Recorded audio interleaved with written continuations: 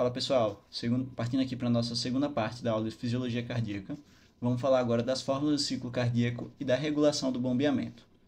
Iniciando com as fórmulas, vocês vão perceber que apesar de no começo dar um pouco de medo, elas são poucas e elas são simples. Além disso, elas são muito úteis, principalmente para a prática. Então, você compreendendo elas, você vai ter uma boa base para entender diversos fenômenos patológicos que a gente vai estudar no futuro.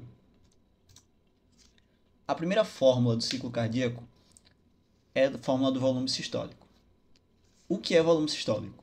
Volume sistólico é a quantidade de sangue que é ejetada do coração em cada sístole, ou seja, quanto sangue saiu do ventrículo durante a sístole. E ela é calculada subtraindo o volume diastólico final menos o volume sistólico final. O que é o volume diastólico final? Como o próprio nome diz, é o sangue que está no coração no final da diástole. Então, teve o processo de diástole ventricular, aquele ventrículo se encheu de sangue, e antes de começar a sístole, é esse volume aqui, quando ele está cheio de sangue. Já o volume sistólico final é a quantidade de sangue que sobra no coração. O ventrículo ele não ejeta todo o sangue que está lá dentro dele. Alguma parte do sangue vai continuar dentro do ventrículo ainda. Essa compreensão do volume sistólico é muito importante para a gente ver a capacidade que o coração está tendo de jogar o sangue para fora, ou seja, de bombear o sangue, que é a função principal dele. E a gente entendendo essas variáveis de volume sistólico final, volume sistólico e volume diastólico final, a gente vai poder entender, por exemplo, quando a gente ocorre de ter uma fração de ejeção reduzida no coração. Uma variável muito importante, por exemplo, quando a gente for estudar insuficiência cardíaca. Então, você perceber que aquele coração não está jogando a quantidade de sangue que ele deveria estar ejetando, provavelmente é porque tem alguma coisa errada, seja com o coração, seja em outro lugar do corpo. Esse volume diastólico final, a gente também dá outro nome para ele, que é pré-carga. Por que pré-carga? Porque é aquela força que está no coração antes da sístole. É o que vai distender a parede, a musculatura do coração. E ela é diretamente proporcional ao retorno venoso. O retorno venoso é o sangue que chega no coração, no átrio direito, pelas veias cava superior e inferior. Então, o volume diastólico final vai ser diretamente proporcional a essa pré-carga. Quanto mais sangue eu tenho voltando da periferia para o coração, maior minha pré-carga, maior meu volume diastólico final. A segunda fórmula é a fórmula para calcular o débito cardíaco. Débito cardíaco é basicamente a quantidade de sangue que meu coração vai ejetar no tempo de 1 minuto. Então, eu pego o volume sistólico, que é o sangue que o coração joga a cada batida, a cada sístole, e multiplico pela frequência cardíaca, que é justamente a quantidade de vezes que esse meu coração bateu no tempo de 1 minuto.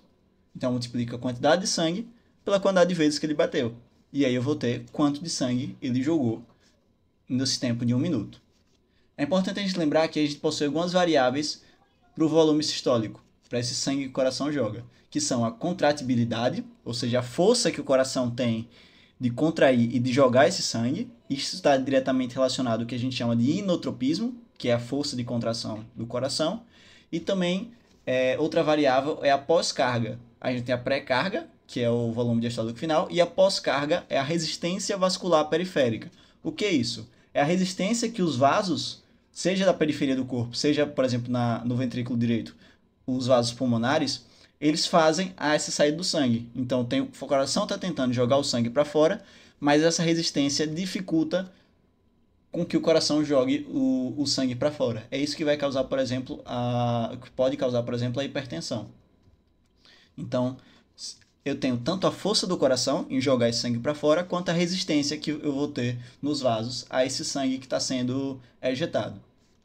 E a frequência cardíaca, que é a quantidade de vezes que o coração bate em 1 minuto, ela vai estar relacionada com o cronotropismo. Então a gente tem o inotropismo, de íon, de força, de contração, e o cronotropismo, de tempo, de frequência cardíaca.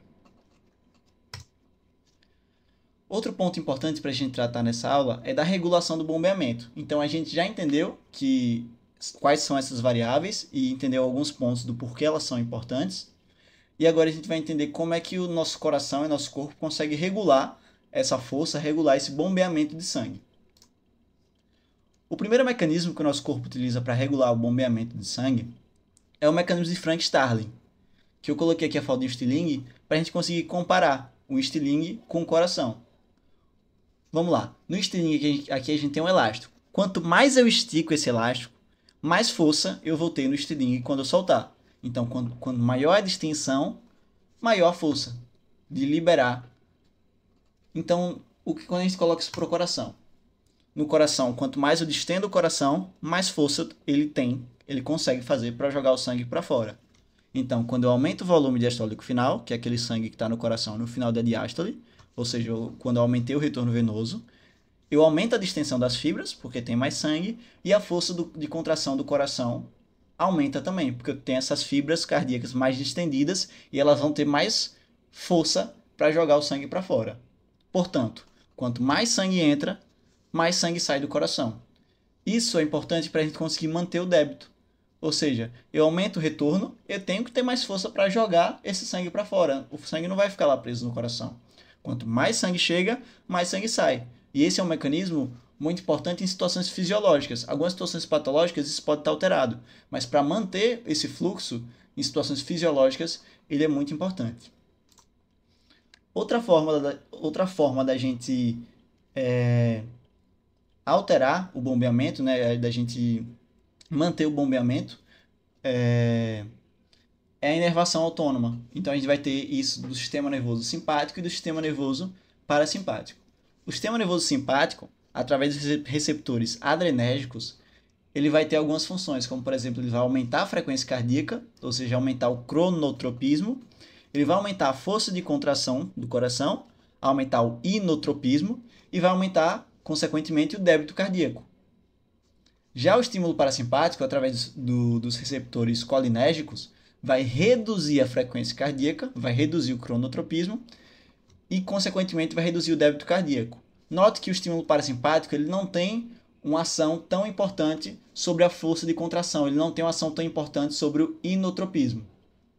Esse conceito de inotropismo e cronotropismo, assim como a influência que cada sistema faz no nosso coração, vão ser importantes para quando a gente estiver falando das terapias medicamentosas. Então, quando a gente estiver falando de remédios que, por exemplo, conseguem aumentar ou reduzir o inotropismo, conseguem aumentar ou reduzir o cronotropismo, e alguns que bloqueiam ou estimulam o sistema simpático e o sistema parasimpático. Então, essa foi a aula, basicamente, para a gente falar sobre as fórmulas e sobre os mecanismos de regulação, e na próxima aula a gente vai falar um pouco sobre excitação e contração cardíaca. Um abraço a todos, muito obrigado.